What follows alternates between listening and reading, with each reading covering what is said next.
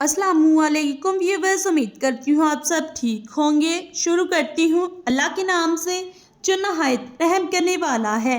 मेरा आज का टॉपिक है रिश्वत। नबी पाक सल्लल्लाहु अलैहि वसल्लम की हदीस है, रिश्वत देने वाला और रिश्वत लेने वाला दोनों आग में हैं।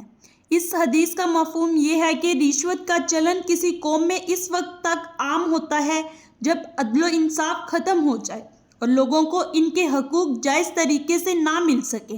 किसी कौम की ये हालत उसके माशरती बिगाड़ और ज़ुल्म की एक नहायत ख़राब सूरत है।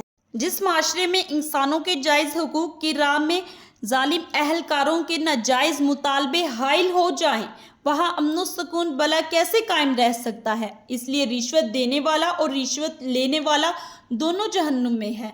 नबी अकरम सल्लल्लाहु अलैहि वसल्लम ने फरमाया कि वो जहन्नुम की आग का ईंधन है। रिश्वत लेने वाले का जिक्र पहले हुआ है, जिससे वाज़िया हुआ है कि रिश्वत देने वाला भी इस गुनाह की सज़ा से बच नहीं सकता। हदीस मुबारका है कि जिसने किसी बातिल तरीके से माल खाया तो उसने अपने पेट में आग भर ली। क्या आपने ये सुना है, तिजोरियां भरते हैं लोग उम्र भर के लिए, तिजोरियां भरते हैं लोग उम्र भर के लिए। सुना है मौत का फरिश्ता रिश्वत नहीं लेता।